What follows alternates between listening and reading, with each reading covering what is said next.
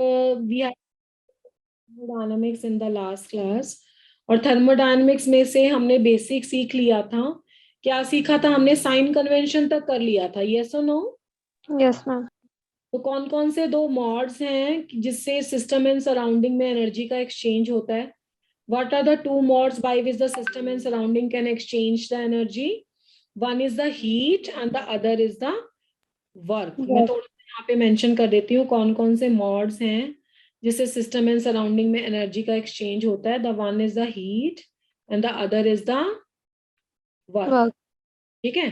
A sign convention added to the system positive, evolved out of the system negative, done on the system positive and out of the system given by the that is a negative. Please be on mute.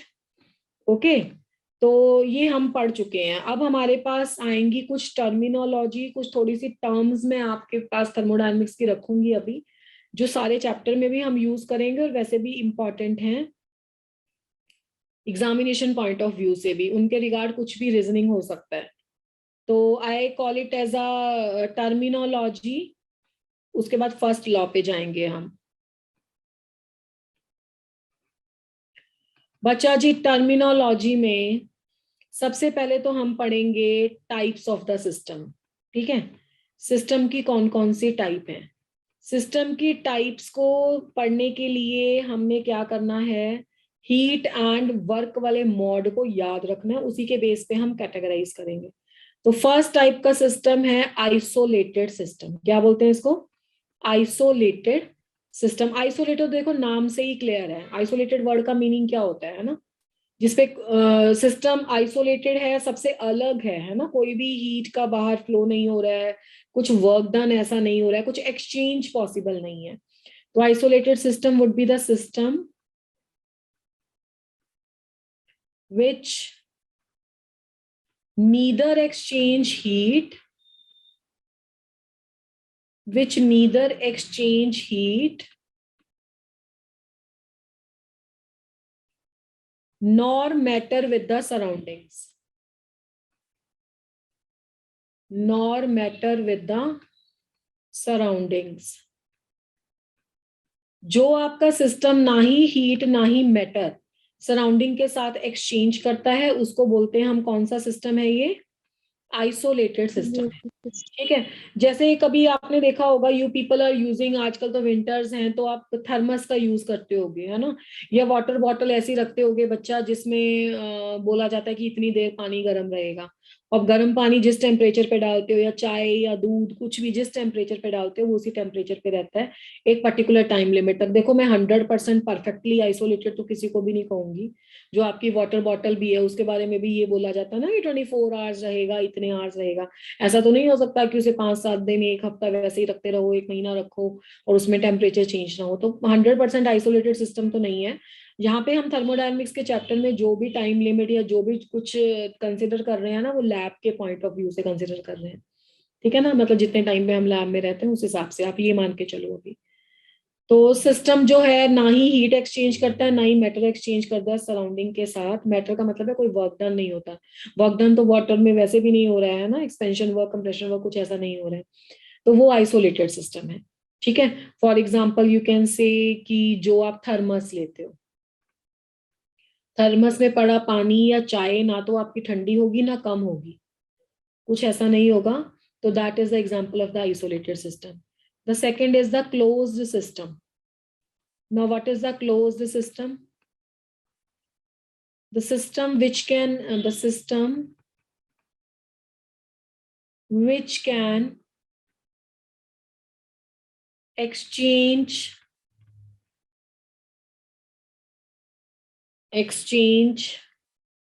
heat, but not matter with the surrounding, but not matter with the surrounding।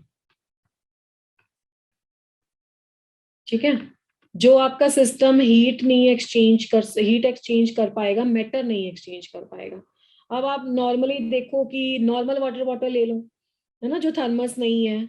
Normal water bottle जो है उसमें रखा पानी ठंडा तो हो जाता है, बट क्या वो कम होता है? No ma'am. No ma'am. Surface ऐसा कोई तो रिएक्शन नहीं दे पाती है जिसमें कुछ ऐसा एक्सचेंज हो जिससे क्वांटिटी भी कम हो जाए, तो ये आपका हो गया क्लोज्ड सिस्टम। आप नॉर्मल बॉटल ले सकते हो इसमें, या कप में टी ले सकते हो, है ना, bottle you can say, bottle water, tea, all these are the examples of the closed. फिर से मैं ये बात रिपीट करूंगी कि एब्सोल्युटली आइसोलेटेड या एब्सोल्युटली क्लोज्ड नहीं एग्जिस्ट करते हैं। And the third is a open system. Open system मतलब जो भी प्रोसेसेस आप अपने सराउंडिंग में देखते हो ओपनली, ठीक है। अब जैसे वाटर है, वाटर कहीं पे जमा हुआ है और इवेपोरेशन हो जाए, अब जैसे सन रेज पड़ती हैं तो वो गर्म भी होता है, उसमें हीट का एक्सचेंज भी होता है, और वो कम भी हो जाता है, तो that is called as a open system, means which can exchange both heat as well as matter with the surroundings। ठीक है, सराउंडिंग के साथ जो दोनों एक्सचेंज कर रहा है हीट और matter, that is called as a open system, as the open system. और याद रखना बेटा कि all the processes taking place in the open, जितने भी आपकी physical processes in the open है, all these are the examples of the open system. तो जो ना तो एक्सचेंज करता है हीट ना ही मैटर, वो आइसोलेटेड है। जो एक्सचेंज करता है हीट बट नॉट मैटर, वो क्लोज्ड है। और जो दोनों ही एक्सचेंज कर सकता है heat and matter, that is a open system. Is that clear? Yes ma'am. Yes ma'am. उसके बाद कुछ टर्म्स हम यूज करेंगे, जैसे हमारे पास types of the system, types of the processes लिख लेते हैं। अब सिस्टम तो हमने कर लिया, types of the processes. Types of the processes में कुछ वर्ड यूज करूंगी, जैसे मैंने यूज कर लिया, you can say isothermal, that I am going to use in the chapter again and again. तो आइसोथर्मल प्रोसेस किसको बोलोगे बताओ? आइसोथर्मल प्रोसेस वो हाँ, in which throughout the process if the temperature is constant, ठीक है, temperature is constant, final temperature initial temperature दोनों बराबर रहेंगे, या बोल दो डेल्टा टी जो है वो जीरो रहेगा, that is called as isothermal process, जिसमें दोनों टेम्परेचर कांस्टेंट हैं, यानी कि सिस्टम का टेम्परेचर चेंज नहीं हो रहा है, प्रोसेस का टेम्परेचर चेंज नहीं हो रहा है। एक हम यूज करेंगे वर्ड आइसोबारिक प्रोसेस। बार किसका यूनिट होता है? प्रेशर। यस बेटा। तो isobaric process is a process in which the pressure is constant. The process in which the pressure is constant मतलब डेल्टा पी जिसमें जीरो रहेगा, वो रहेगा आपका आइसोबारिक प्रोसेस। थर्ड क्या रहेगा? Isochoric process. Isochoric process में क्या रहेगा, क्या कांस्टेंट आएगा बताओ? Volume. Volume is a constant, delta V zero रहेगा जिसका, वो है आइसोकोरिक प्रोसेस। फोर्थ एक टर्म हम यूज करेंगे इसको, एडियाबैटिक प्रोसेस। देखो एडियाबैटिक प्रोसेस क्या होती है? Adiabatic process is a process in which the no heat is allowed to enter और leave the system. No heat is allowed to enter और लीव द सिस्टम, जिसमें ना तो हीट एंटर होती है और ना ही हीट बाहर जाती है, कंडक्टिंग नहीं, आइसोलेटेड वॉल्स हों, that is called as a adiabatic process. और एडियाबैटिक प्रोसेस में डी क्यू होता है जीरो, क्योंकि हमने हीट का सिंबल पहले क्या दिया था लास्ट क्लास में? D Q. ठीक है, इसमें एक वर्ड मैं बार बार यूज करूंगी, साइक्लिक प्रोसेस। साइक्लिक प्रोसेस क्या होता है? साइकिल किसको बोलते हैं? Cyclic process. देखो ये ऐसी प्रोसेस को साइक्लिक बोलेंगे ना, something like this, A to B and B to A आने के दो रास्ते हैं, but initial and final positions क्या है? सेम है, that is called as a cyclic process. तो साइक्लिक प्रोसेसेस में इनिशियल फाइनल पोजीशन सेम है, तो इसका ये मतलब बिल्कुल भी नहीं होता है कि रिएक्शन में कुछ हो ही नहीं रहा है, जहां से चले वहीं पे पहुंच गए। ठीक है, इसका ये मीनिंग, जैसे रिवर्सिबल प्रोसेस बोलते हो ना आप। Yes ma'am. हाँ, तो साइक्लिक प्रोसेस का मतलब होता है the process which undergoes a series of the changes, the process which undergoes the series of the changes, and then returns to its original position back. and then returns to original position back. ये मतलब नहीं है कि हो नहीं रहा है, काफी कुछ हो रहा है रिएक्शन में, सिस्टम में, पर काफी सारे चेंज होने के बाद वो अपनी ओरिजिनल पोजीशन पे वापस आ जाए तो उसको क्या बोलेंगे, ये क्या है, हम साइक्लिक प्रोसेस में, ठीक है। एक टर्म में थर्मोडायनेमिक्स में यूज करूंगी your reversible and irreversible processes. यहाँ पे देखो, जैसे इक्विलिब्रियम चैप्टर वगैरह पढ़ते हो या आप ऑर्गेनिक केमिस्ट्री अभी पढ़ के आए हो, उसमें इक्विलिब्रियम का मतलब रिवर्सिबल प्रोसेस का मीनिंग हम ये देते हैं ना, फॉरवर्ड बैकवर्ड प्रोसेसेस दोनों हो रही हैं, है ना। यहाँ पे थोड़ा सा सेंस इसको डिफरेंट वे से लेंगे, है वही है, बस टर्मिनोलॉजी अलग है। रिवर्सिबल प्रोसेस क्या बोलेंगे हम, इसको पहले समझ लो मैं क्या कह रही हूँ, ठीक है। मान लो मेरे पास एक बीकर है, इस बीकर में मैंने रखी है गैस, समझ में आ रहा है बेटा, ठीक है। इसमें मैंने गैस रखी है, ऊपर से लगा दिया पिस्टन। अब आप मुझे बताओ कि गैस कब वर्क करेगी, ये पिस्टन ना हो तो क्या गैस वर्क करेगी, ऊपर से प्रेशर ना हो। अगर मैंने पिस्टन नहीं भी लगाया तो एटमॉस्फेरिक प्रेशर तो है ही है ना, उसके अगेंस्ट तो गैस वर्क करती है। तो ये जो मैंने पिस्टन लगाया है, यहाँ से जो प्रेशर अप्लाई हो रहा है उसे पीएक्सटी बोलते हैं, पीएक्सटी एक्सटर्नल प्रेशर, पीईएक्सटी एक्सटर्नल प्रेशर। और एक है आपके पास गैस का अपना प्रेशर, गैस का अपना प्रेशर गैस के कोलिजन्स के कारण होगा ना, between the molecules collisions are there. Yes, ma'am. So there is a one external pressure and one is the pressure of gas. अच्छा, कौन बच्चा मुझे बताएगा कि ये दोनों सेम डायरेक्शन में ऑपरेट करते हैं या ऑपोजिट डायरेक्शन में ऑपरेट करते हैं, whether these are the opposing processes or they are in the same direction. Opposite direction. Sidhi C, opposite बिल्कुल सही। पी एक्सटर्नल को ना मैं ड्राइविंग फोर्स बोलती हूँ, ये ड्राइविंग है। ड्राइविंग का मतलब क्या है कि अगर ये ना हो तो काम ना बने भाई। क्यों? क्योंकि अगर आपका एक्सटर्नल प्रेशर कम है प्रेशर ऑफ गैस से तो क्या होगा, बताओ बताओ जल्दी जल्दी। बाहर वाला प्रेशर कम है, गैस का अपना प्रेशर ज्यादा, तो पिस्टन किधर को जाएगा, ऊपर की तरफ। ऊपर की तरफ, यानी कि एक्सपेंशन होगा, है ना। तुम इंग्लिश में बोलते हो गैस एक्सपेंड, गैस एक्सपेंड्स, ठीक है। अगर आपका एक्सटर्नल प्रेशर इंटरनल प्रेशर से ज्यादा है तो क्या होगा, लास्ट क्लास में तो पढ़ाई है तुम्हें ये दोनों process, compression compression of the gas होगा। अच्छा, अब मुझे ये बताओ कि जब एक्सटर्नल प्रेशर जीरो हो जाएगा, एक्सटर्नल प्रेशर जीरो तो वैसे तो कभी नहीं हो सकता, पर कहाँ पे जाके हो सकता है, vacuum उस केस में क्या होगा, neither expansion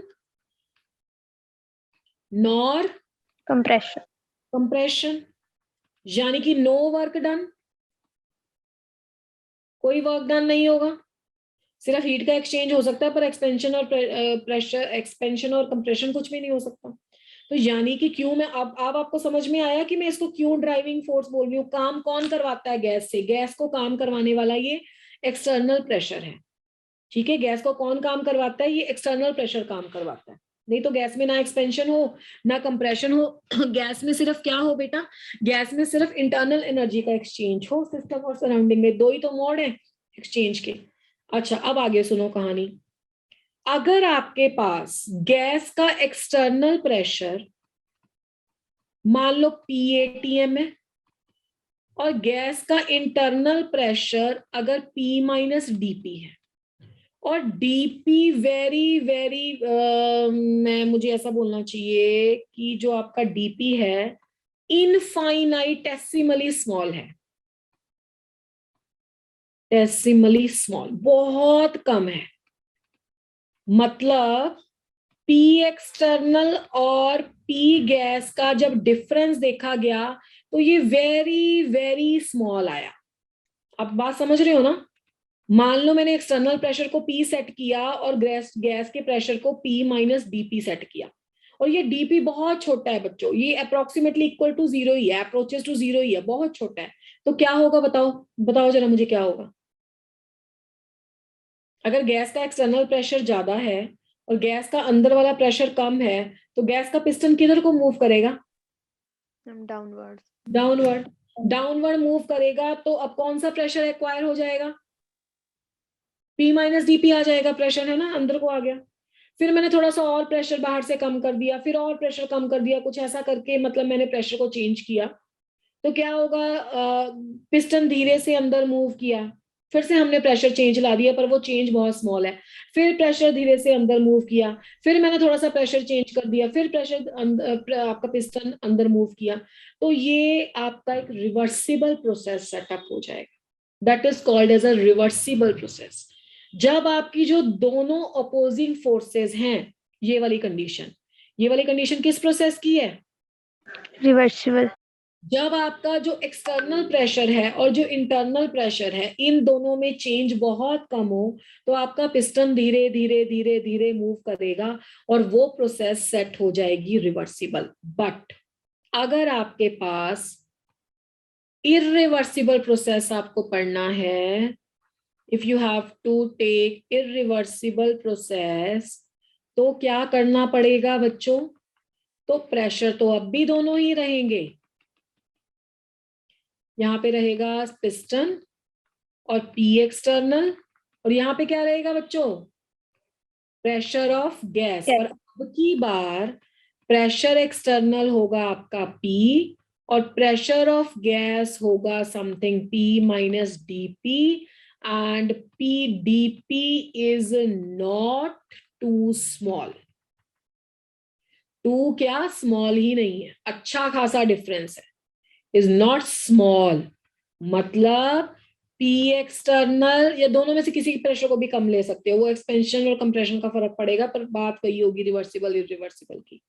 P external minus P of gas, ये डिफरेंस लार्ज आएगा। अब इसका मतलब यहाँ पे मैंने P सेट कर दिया, यहाँ पे मैंने P माइनस DP सेट कर दिया, और DP अच्छा खासा लार्ज अमाउंट है, तो आपका पिस्टन मूव तो अब भी करेगा, बट वो इतना एब्रप्ट मूवमेंट होगा, इतना तेजी से मूवमेंट होगा कि गैस को इक्विलिब्रियम इस्टेब्लिश करने का टाइम नहीं मिलेगा।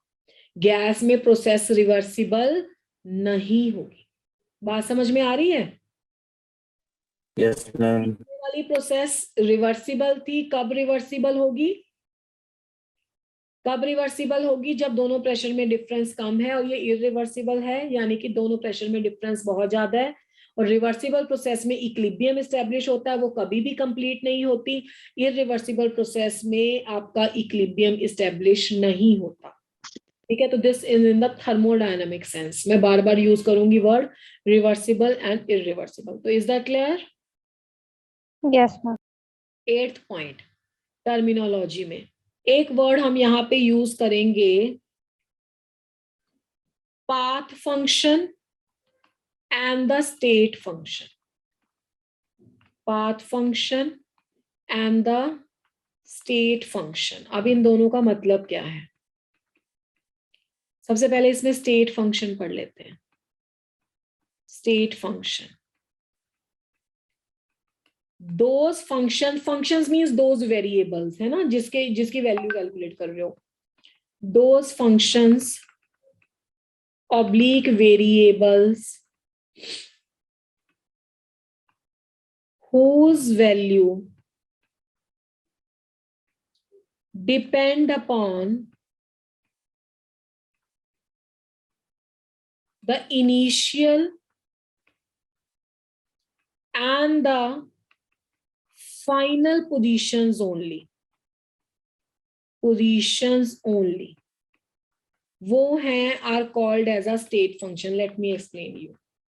Called as a state function.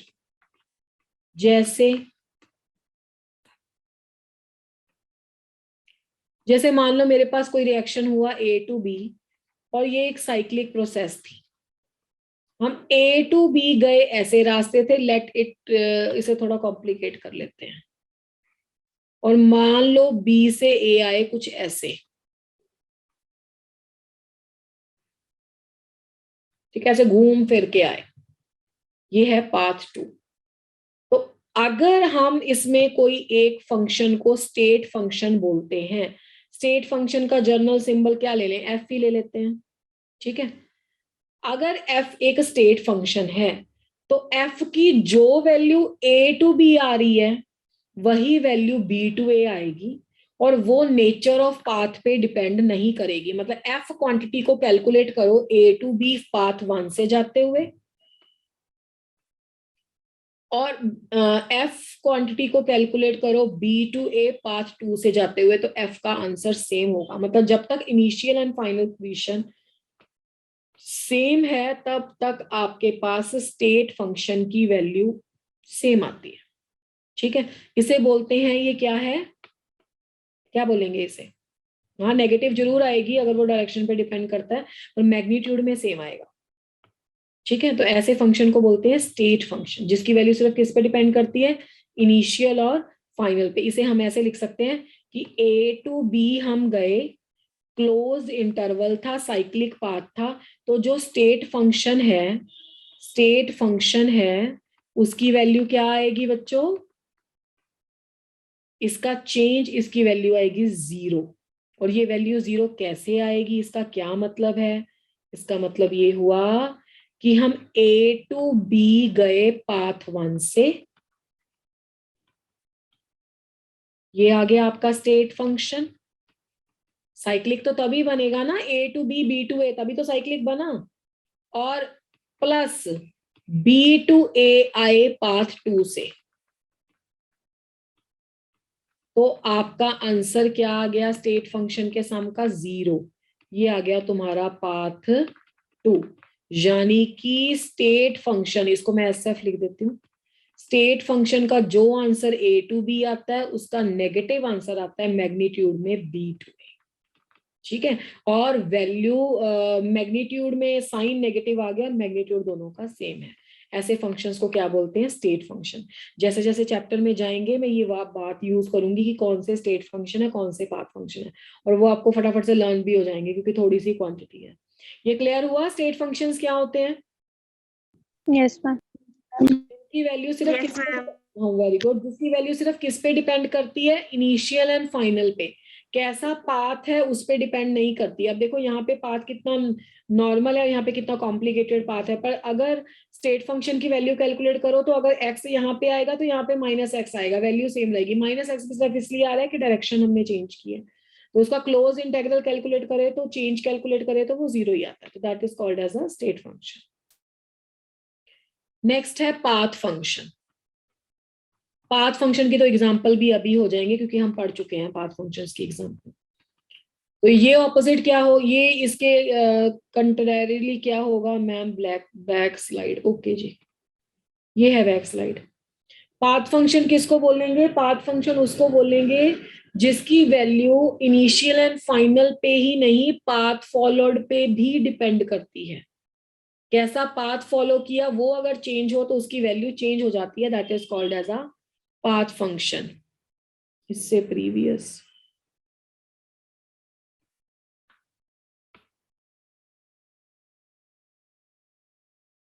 ठीक है बेटा, can I shape this? Okay okay, Sanjana Sharma, can I okay okay okay okay done.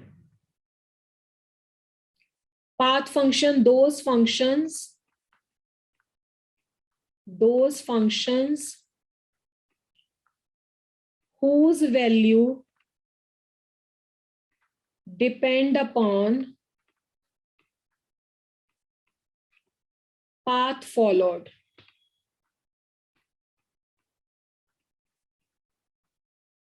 are called as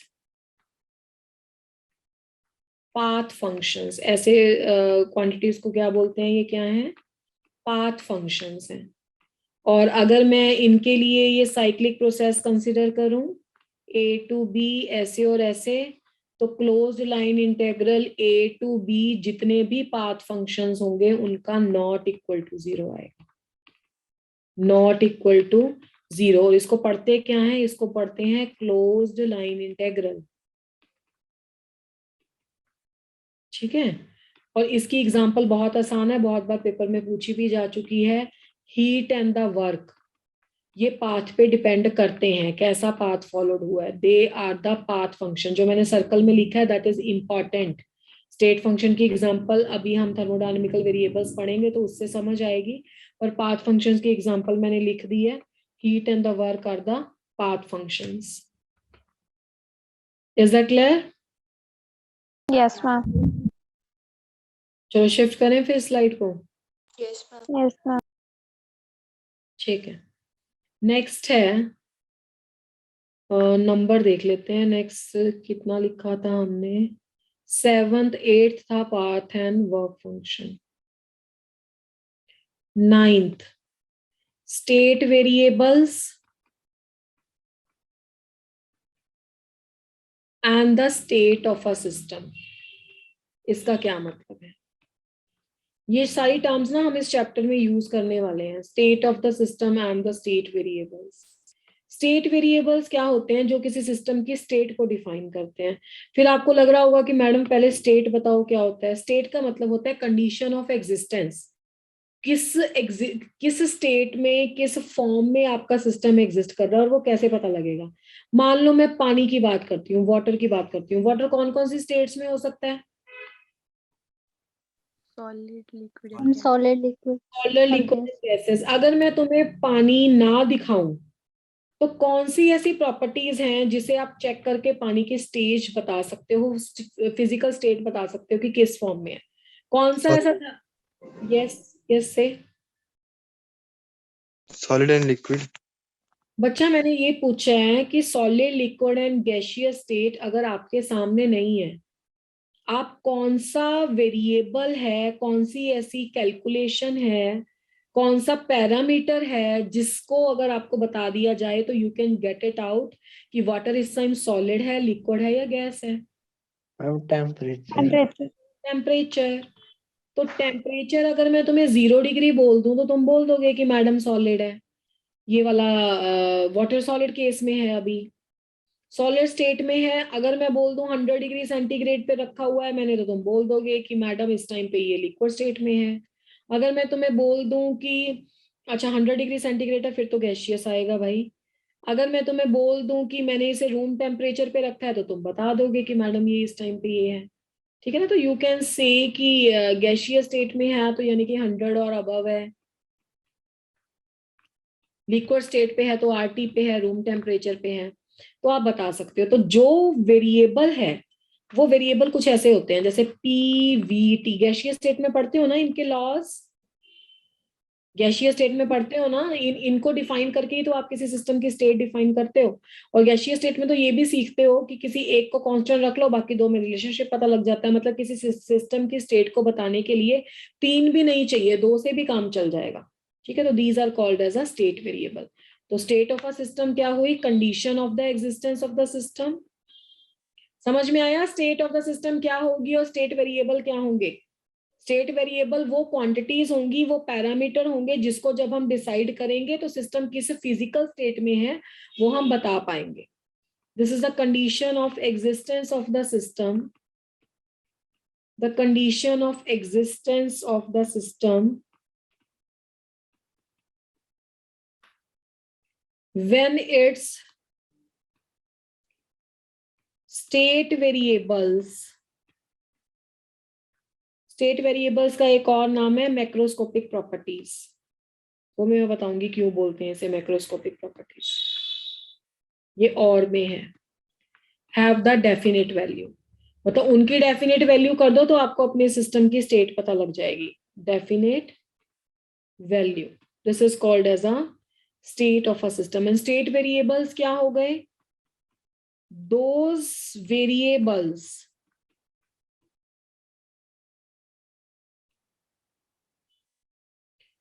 which define the state of a system. Which define the state of the system are called as a state variables. उन्हें क्या बोलते हैं कि state variable है. ठीक है? हाँ मैंने बोला था कि इसको मैक्रोस्कोपिक प्रॉपर्टीज क्यों बोलते हैं. देखो थर्मोडायनेमिक्स को खुद को हम बोलते हैं मैक्रोस्कोपिक सिस्टम. अब आप बोलोगे कि थर्मोडायनामिक्स में तो हम जो भी स्टडी करते हैं या जो भी हमारे पास सिस्टम है उसमें तो बहुत छोटे छोटे पार्टिकल्स होते हैं। अगर मैं गैस लेती हूँ तो उसमें गैस के मॉलिक्यूल्स छोटे छोटे हैं, सॉलिड लो चाहे लिक्विड लो, कंस्टिट्यूएंट पार्टिकल्स तो बहुत छोटे छोटे हैं। तो मैक्रोस्कोपिक सिस्टम इसलिए बोला जाता है क्योंकि ये बल्क बिहेवियर ऑफ मैटर के साथ डील करता है, लार्ज नंबर ऑफ छोटे छोटे पार्टिकल्स के साथ डील करता है। इसलिए चाहे इसके पार्टिकल साइज में छोटे हैं पर उनका नंबर बहुत ज्यादा है। That's why we call it as a macroscopic system. Okay, that's why we call it as a macroscopic system. और मैक्रोस्कोपिक सिस्टम को बताने वाली फिर प्रॉपर्टीज क्या होंगी, वेरिएबल्स क्या होंगे, उनको फिर बोल देते हैं मैक्रोस्कोपिक प्रॉपर्टीज या मैक्रोस्कोपिक वेरिएबल्स। इसलिए जो आपके स्टेट वेरिएबल्स हैं उनका नाम है मैक्रोस्कोपिक वेरिएबल्स, मैक्रोस्कोपिक प्रॉपर्टीज या state variables. Is that clear? यहां तक क्लियर है? यस तो अभी तक जो चैप्टर था वो बिल्कुल मैंने बेस लिया है, सिर्फ मैंने डेफिनेशंस करवाई हैं, क्या क्या होता है, कितने तरीके से सिस्टम सराउंडिंग में हीट का एक्सचेंज होता है वो कराया था। अब थोड़ा सा मैथमेटिक्स इसमें से स्टार्ट होगा। चलें आगे? Yes ma'am. चलो फिर नेक्स्ट है concept of the internal energy. Terminology is over. Concept of the internal energy.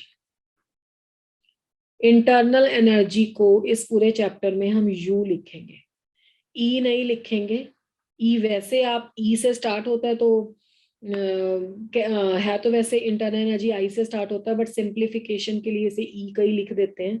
तो अगर आपको एग्जामिनर मेंशन कर देता है कि मैं इसको इंटरनल एनर्जी बोल रहा हूँ तो आप बोल देना, अदरवाइज थर्मोडायनेमिक्स ने इसका सिंबल यू दिया है। ठीक है, वो उसकी चॉइस पे डिपेंड करता है कि वो क्वेश्चन सेटल कैसे करता है। तो इंटरनल एनर्जी इज ई। अब इंटरनल एनर्जी क्या होती है? It is the sum of all the types of energies of the system, all the types of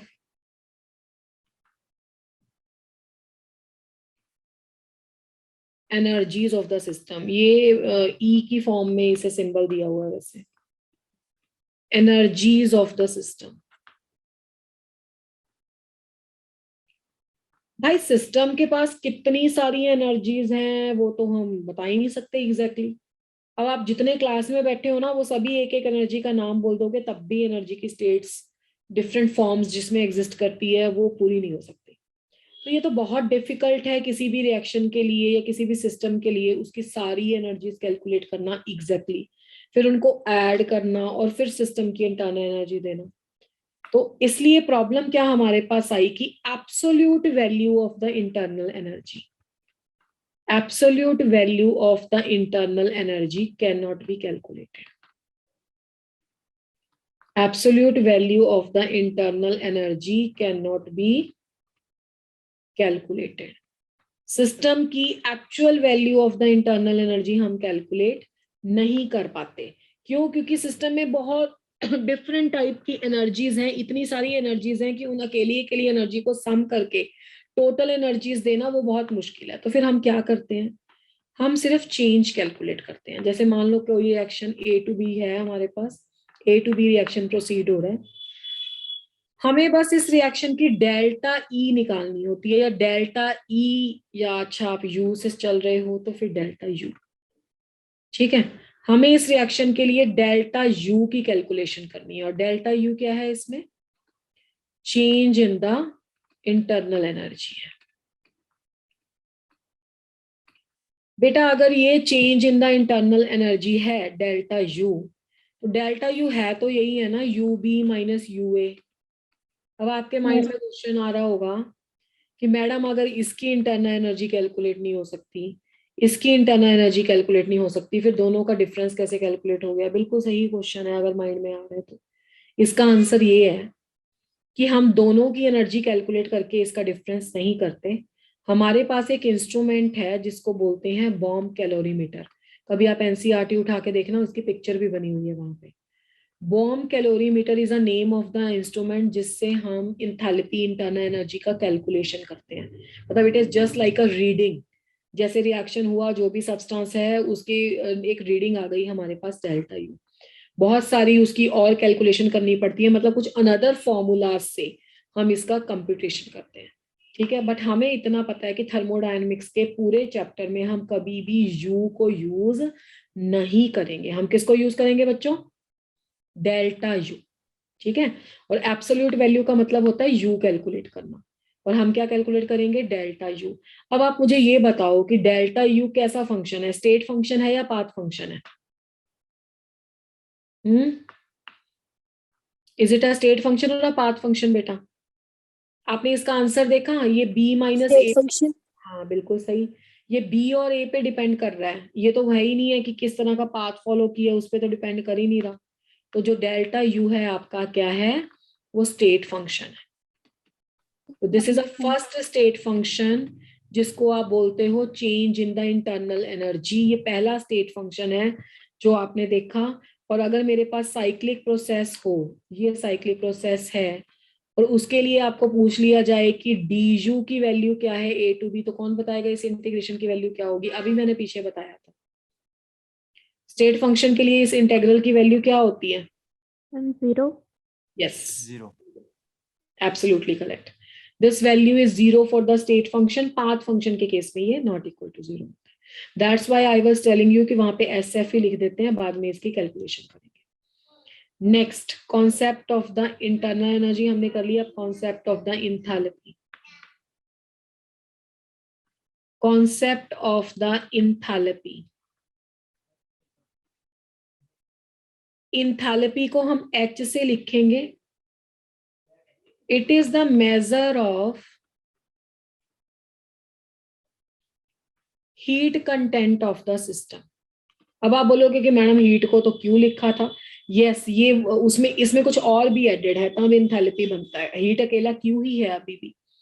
it is the measure of heat content of a system and is measured as, yeah, and is given by sum of the heat and product of the pressure volume work, product of the PV लिख देते हैं, work. Work का formula last class में मैंने derive करवा दिया था, P into we लिखा था ना, P एक्सटर्नल इंटू वी, जब साइन कन्वेंशन किया था। तो इंथैल्पी H क्या होगी? ये होगी आपकी सम ऑफ द हीट वाली कौन सी फॉर्म है? ये इंटरनल एनर्जी। तो better to write it as a internal energy, better to write it as a. अब आपको आता है इंटरनल एनर्जी। तो इंटरनल एनर्जी क्या है? U, और प्रोडक्ट ऑफ प्रेशर वॉल्यूम क्या है? PV। इसका जो सम है वो आपके पास आता है enthalpy. This is a definition of the enthalpy. System में से कितनी हीट बाहर निकलेगी या कितनी हीट एब्जॉर्ब होगी, वो कैसे पता लगेगा? सिस्टम की इंटरनल एनर्जी और प्रोडक्ट ऑफ प्रेशर वॉल्यूम पे। अब as H is also a state function, H भी यहाँ पे क्या है? State function. तो क्या हम H का कैलकुलेशन कर सकते हैं? नहीं कर सकते। जो चीज स्टेट फंक्शन है उसकी एब्सोल्यूट वैल्यू तो कैलकुलेट ही नहीं कर सकते, तो हम क्या करेंगे? डेल्टा H का कैलकुलेशन करेंगे। Delta H is equal to delta U plus delta into PV, ठीक है। अब डेल्टा U प्लस डेल्टा दोनों पे अप्लाई करो, P डेल्टा V हो जाएगा और V डेल्टा P हो जाएगा, हाँ या ना? ठीक है बच्चा, ये डेल्टा अप्लाई करना समझ में आ गया ना, जैसे मैथमेटिक्स या फिजिक्स में करते हो गए, दोनों पे अप्लाई किया, एक को कांस्टेंट रख लिया, दूसरे पे अप्लाई किया, दूसरे को कांस्टेंट रख लिया, पहले पे अप्लाई किया। Is that correct? Yes ma'am. Yes ma'am. अब देखो, एट कांस्टेंट प्रेशर क्या होगा? जब प्रेशर कांस्टेंट है तो डेल्टा पी क्या हो जाएगा, बताओ मुझे? 0। मोस्ट ऑफ द थर्मोडायनेमिक्स में या most of the chemical reactions में भी प्रेशर कांस्टेंट रहता है, तो ये चीज 0 हो गई। तो हमारे पास आ गया delta U plus P delta we. देखो वॉल्यूम कांस्टेंट नहीं है, क्या है? सिर्फ कांस्टेंट डेल्टा U। ये आ गया delta H is equal to delta U plus P delta V. ये है आपका रिलेशनशिप। इसको क्या बोलेंगे? Relation between delta H and delta V, relation between the delta H and delta U, sorry. और ये है इसकी फर्स्ट इक्वेशन। समझ में आई इक्वेशन? इंथैल्पी की पहले तो मैंने डेफिनेशन लगाई है। डेफिनेशन ऑफ इंथैल्पी क्या कहती है कि इंटरनल एनर्जी और प्रोडक्ट ऑफ प्रेशर वॉल्यूम का प्लस कर दो, तब आपके पास इंथैल्पी आ जाएगा। फिर डेल्टा दोनों पे अप्लाई किया है उसके बाद मैंने प्रेशर को कांस्टेंट ले लिया, तो आपके पास रिलेशनशिप आ गया। यहाँ तक क्लियर है? Yes ma'am. Yes, ma'am. इसका दूसरा फॉर्म ले लेते हैं। Delta H is equal to delta U plus P delta V मैंने कैलकुलेट किया था। अब क्योंकि हम जो प्रेशर केस कर रहे हैं थर्मोडायनेमिक्स में मोस्टली गैसीय स्टेट है, तो प्रेशर वॉल्यूम वर्क तभी होगा ना जब गैसीय स्टेट है। तो PV is equal to NRT for ideal gas,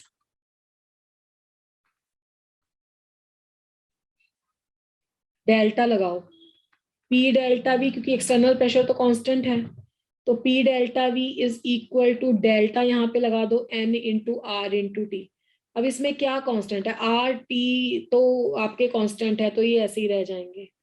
delta के साथ एन लग जाएगा, और ये गैसीय स्टेट है तो पैर में जी लगा दो। तो another form of writing the P delta V is a delta N G R T. इसको मैं ए लिख देती हूँ, और ये मैंने पिछली स्लाइड में 1 लिखा था।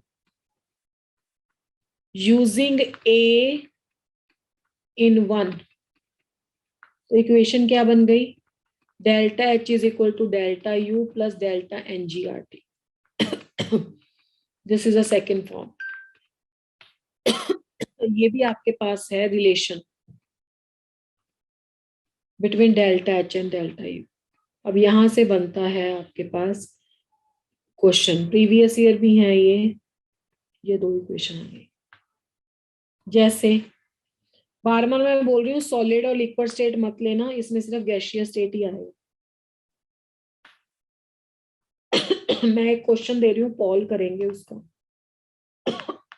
ये रिएक्शन है।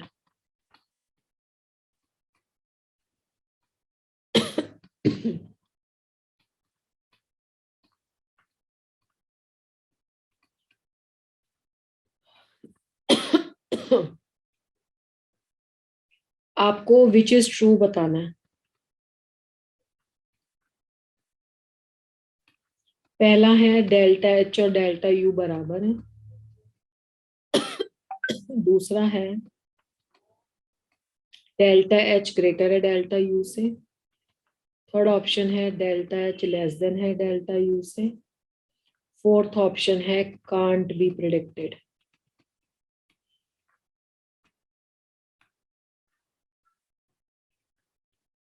ठीक है, I am creating a poll, try to give the answer to this question.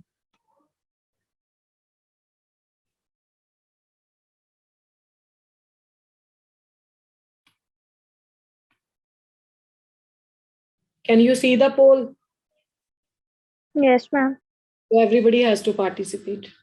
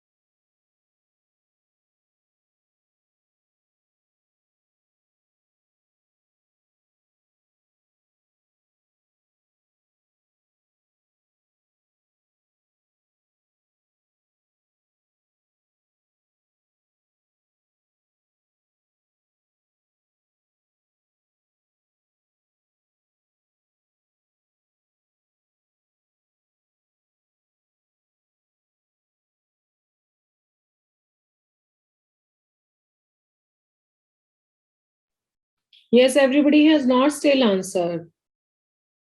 Chalo, anyhow, I am ending the poll. Sharing the result with you. Can you see the result on your screen, बेटा? सही answer class में 14 students ने दिया है।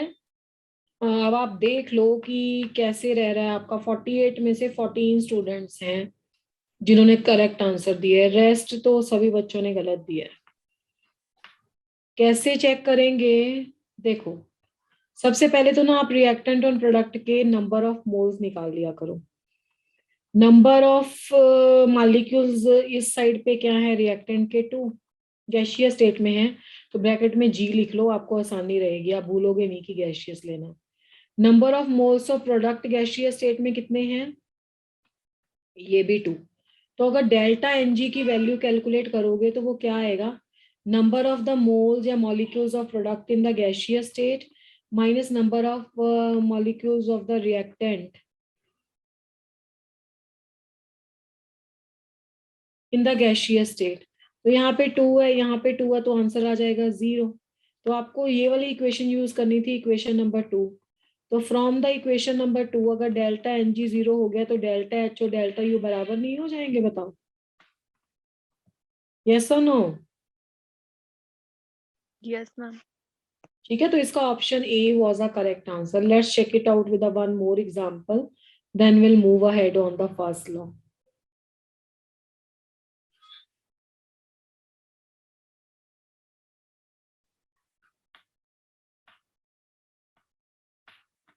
अभी की बार example में heterogeneous दे रही हूँ मैं आपको।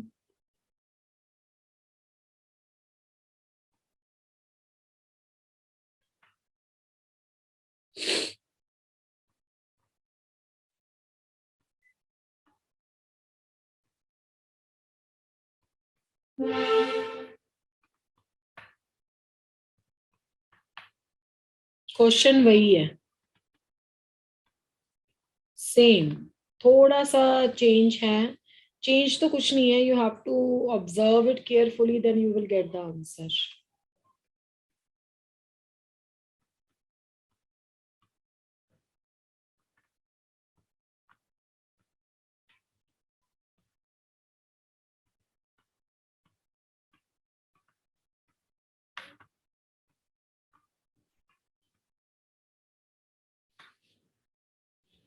Let me create the another poll.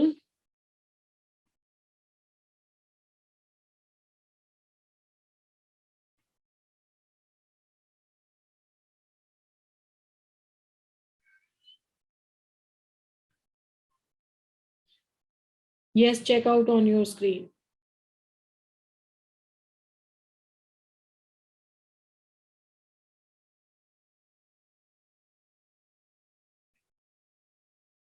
This website. Mother map.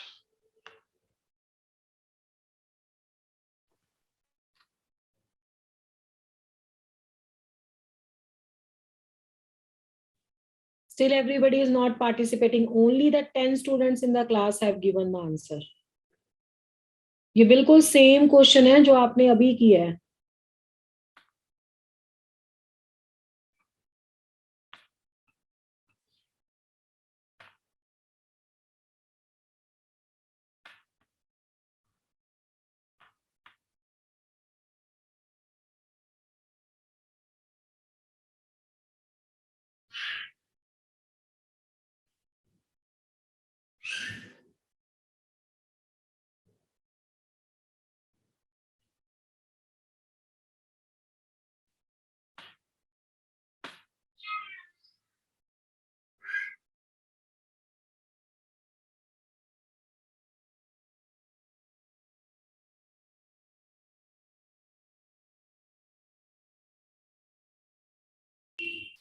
Still you people are confused. Very nearby answers you are given.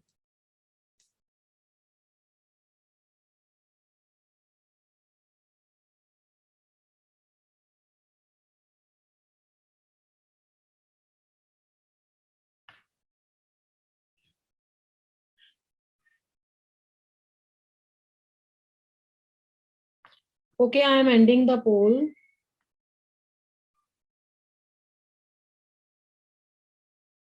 Can you see the result? Yes, ma'am. चलो फिर देखें किस बच्चे ने सही आंसर दिया है। अच्छा, मुझे कौन बताएगा कि number of molecules of reactant कितने हैं? मैम 6। 6 कैसे नजर आए आपको? मुझे तो ये नहीं समझ आ रहा। मैम 2। 2 भी नहीं है, गलत आंसर है, तभी मैंने आपको यहाँ पे जी लिखवाया था। मैम 0। बिल्कुल, 0 इज द करेक्ट आंसर। और number of moles of product in the gaseous state कितने हैं? 3 है। 3। अब जिस बच्चे ने तो ऐसे किया हुआ उसका तो आंसर सही है, जिसने 2 और 5 लेके किया उसका आंसर गलत है। अब डेल्टा एनजी कैसे निकाल लोगे? डेल्टा एनजी निकालोगे number of moles in the product side in the gaseous state reactant. 3 minus. Reactant का 0 हुआ। रिएक्टेंट का 0 बेटा इसलिए हुआ कि हमें जो नंबर ऑफ मोल्स लेने हैं ना वो गैसियस स्टेट में लेने हैं। रिएक्टेंट में जो लिखा हुआ था वो सॉलिड स्टेट में है। हमारी इक्वेशन सिर्फ गैसियस स्टेट के मॉलिक्यूल्स को कंसीडर करेगी, क्योंकि गैस पे प्रेशर डाला जा सकता है, सॉलिड पे प्रेशर नहीं डाला जा सकता। उस केस में एक्सपेंशन वर्क नहीं होगा। ठीक है, ठीक है बेटा। Yes ma'am. ओके, तो इसलिए यहाँ पे 0 आ गया और यहाँ पे गैसियस स्टेट सिर्फ 3 है, तो आंसर 3 आया। यानी कि अगर रिलेशनशिप देखा जाए तो ऐसा भी क्वेश्चन आ सकता है, delta H is equal to delta U plus delta N G into R T. तो प्रोडक्ट साइड 3 है, 3 आर टी आ गया। यहाँ पे डेल्टा यू कितना है? यहाँ पे डेल्टा यू तो वैल्यूज तो खैर नहीं दी है। डेल्टा एच तो वैसे तो आपको पता लग जाना चाहिए था कि अगर ये प्लस में आंसर आ रहा है तो delta H is greater than delta U, तो B was a correct answer. But आप लोग कोई ए, कोई सी, कोई डी, अभी क्लियर हो रहा है? अगर रिलेशनशिप ऐसा भी लिखा हो सकता है या ऑप्शन हो सकता है ऐसा भी दे दे।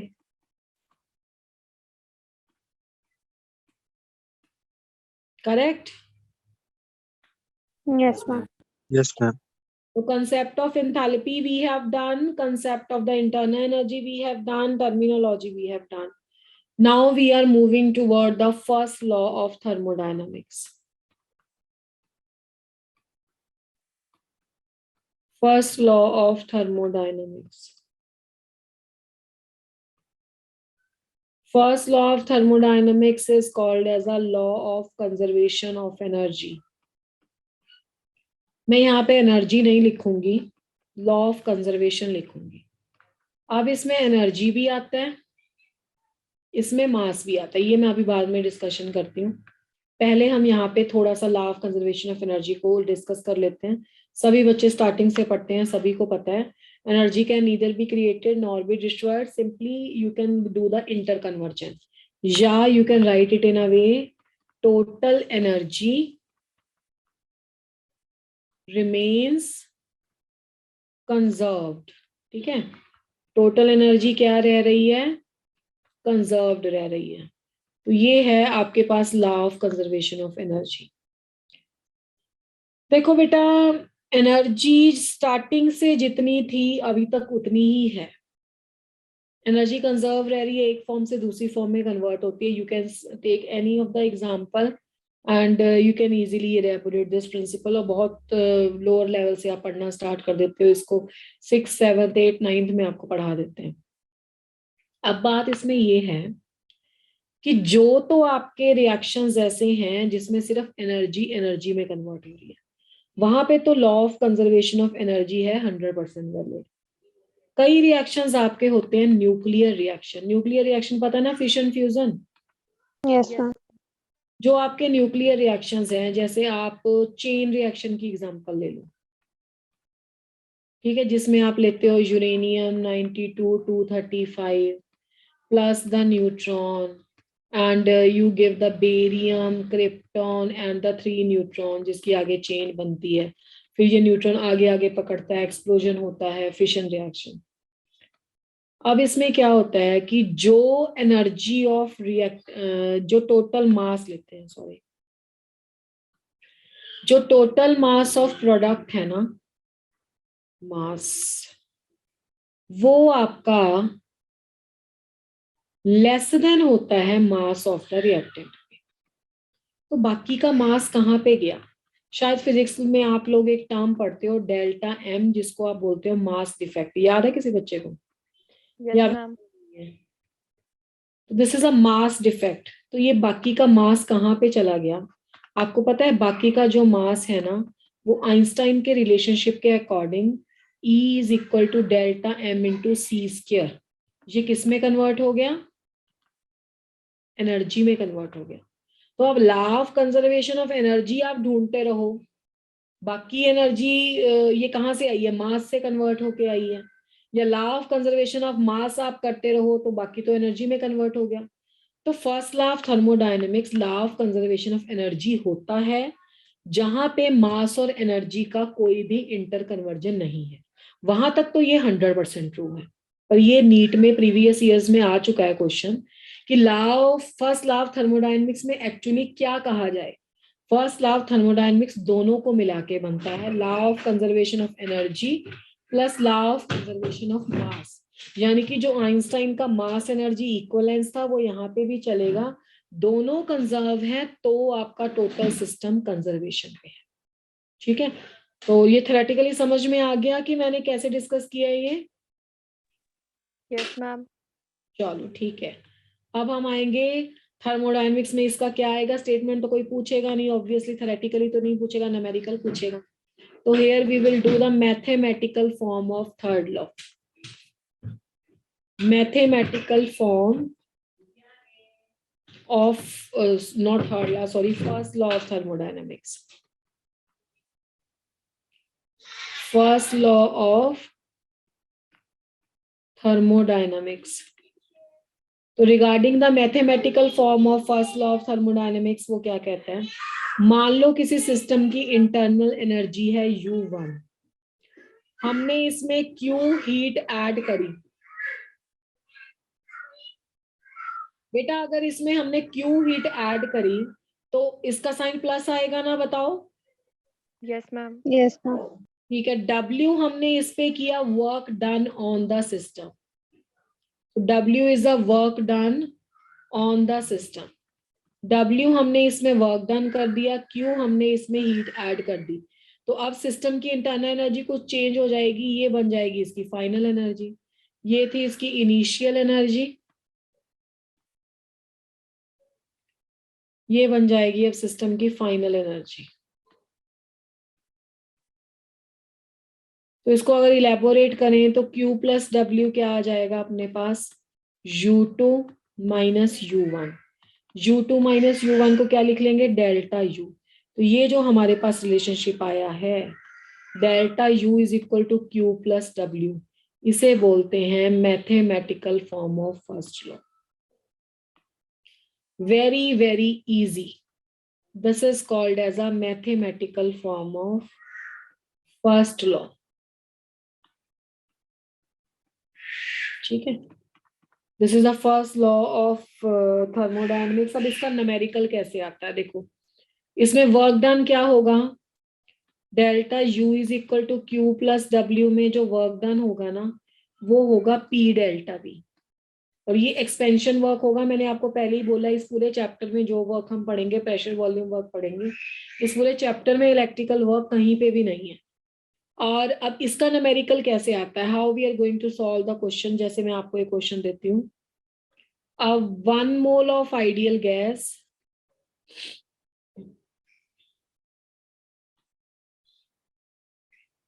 Gas when absorb 150 joule of heat, it does 200 joule of work.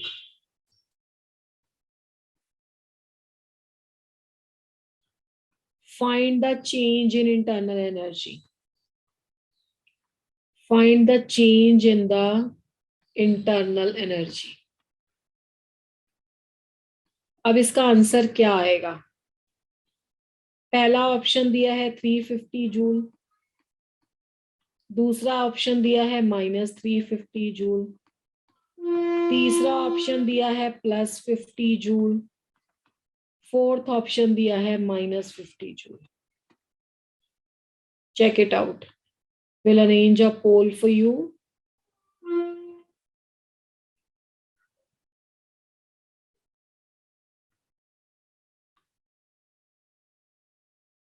Yes, you have to submit the answer on the poll.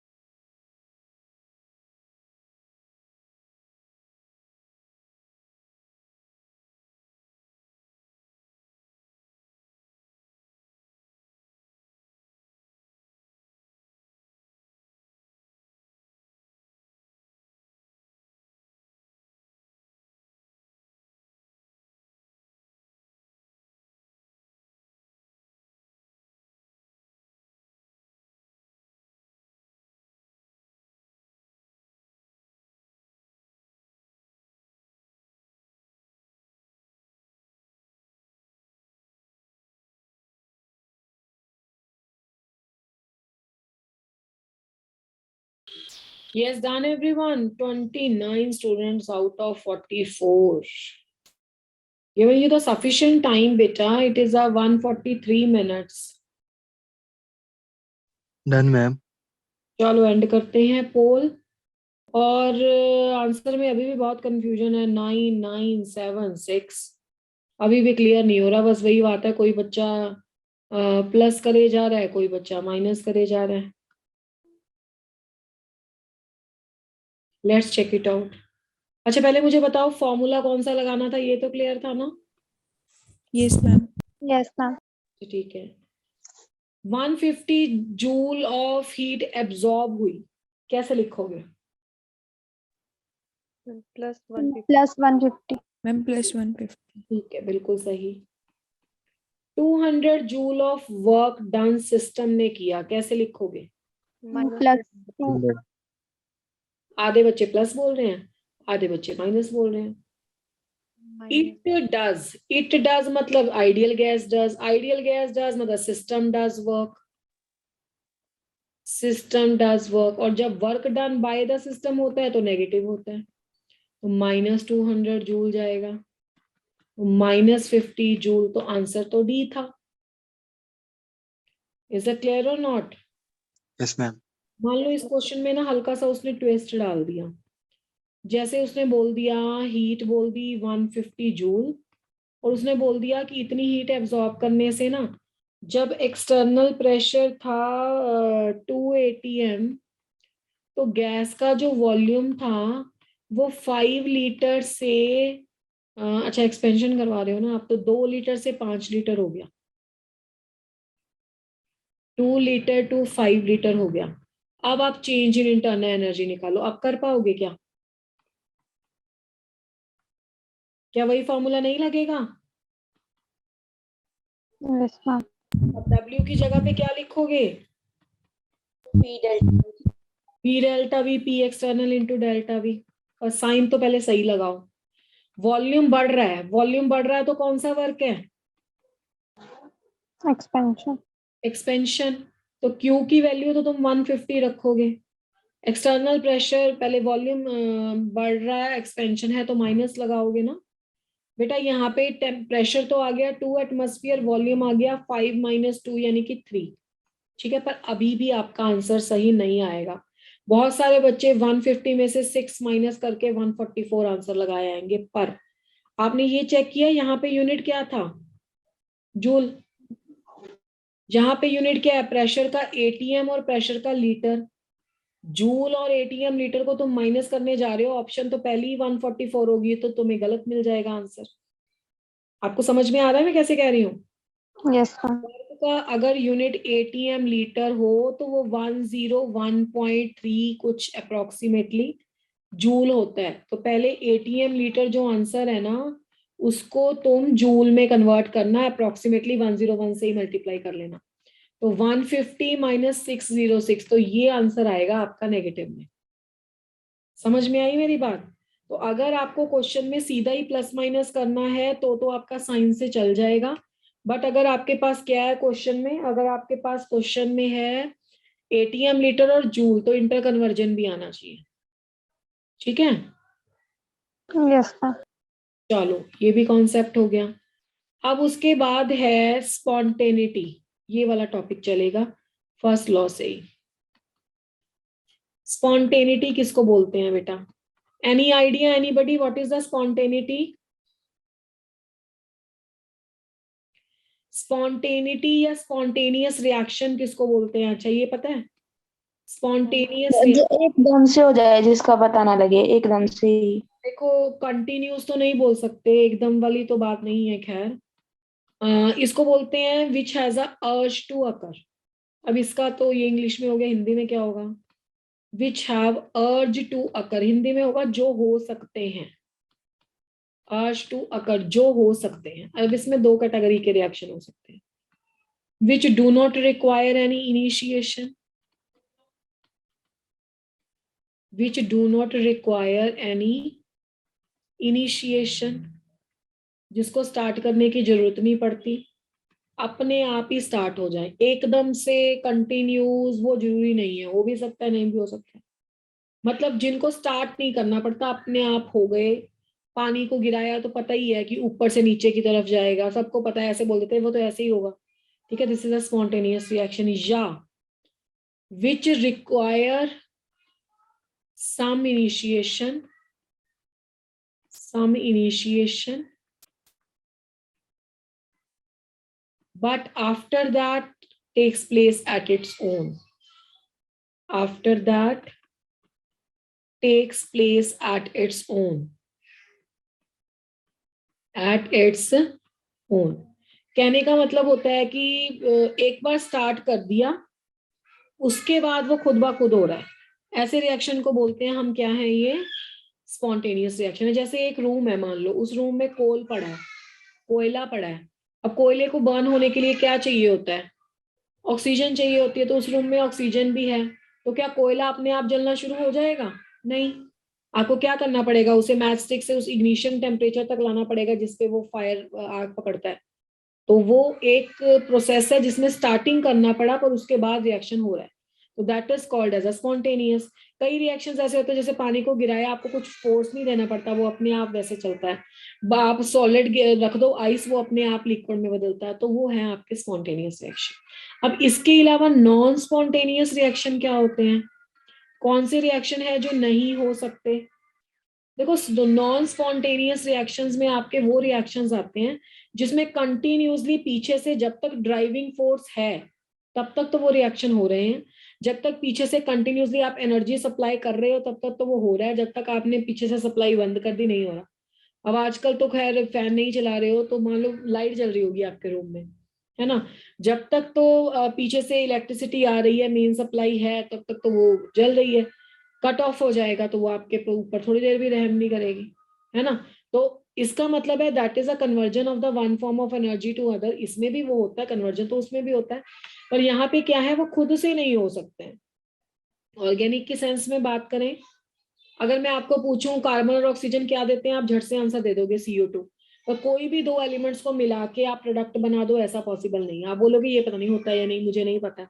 ठीक है, तो जो रिएक्शन अर्ज रखते हैं होने की, उन्हें स्पॉन्टेनियस, चाहे वो खुद से स्टार्ट हो चाहे थोड़ा सा स्टार्ट करना पड़े, पर जिसमें कंटिन्यूसली पीछे से सप्लाई आ रही है तब वो रिएक्शन हो रहा है। जब आपने पीछे से एक सप्लाई को कट ऑफ किया, पीछे से एनर्जी देनी बंद की, वो रिएक्शन वहीं पे स्टॉप हो गया, वो खुद से नहीं हो रहा। वो that is a inter conversion. आप उसे सप्लाई कर रहे हो हीट या कुछ भी, किसी भी फॉर्म की एनर्जी सप्लाई कर रहे हो, that is a non spontaneous. तो इसके बारे में लिखा जाएगा do not occur at its own. This is a correct way. Do not occur at its own, जो खुद से नहीं होते, वो क्या रिएक्शन है? Non spontaneous. अब इसका इस चैप्टर में क्या काम है? इस चैप्टर में हम ये सीखेंगे, नेक्स्ट क्लास में सीखेंगे कि जो रिएक्शन स्पॉन्टेनियस है उनके पीछे क्या कारण है, why they are occurring at their own, और जो रिएक्शन नहीं हो सकते उसको हम कैसे कुछ थर्मोडायनेमिकल वेरिएबल की हेल्प से बता सकते हैं कि वो नहीं हो रहे। In short, criteria of spontaneity, that would be the topic of next class.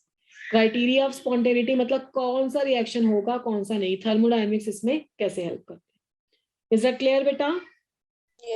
Yes, ma'am. Here only we will resume in the next class. We will continue the spontaneity topic. आज सिर्फ definition ही बताई है, ठीक है? तो अभी तक का आपको क्लियर हो जाना चाहिए। चलो ओके बेटा, this is all for today. Thank you. Thank you, ma'am. Thank you, ma'am. ma'am. बेटा, bye bye. Good night जी।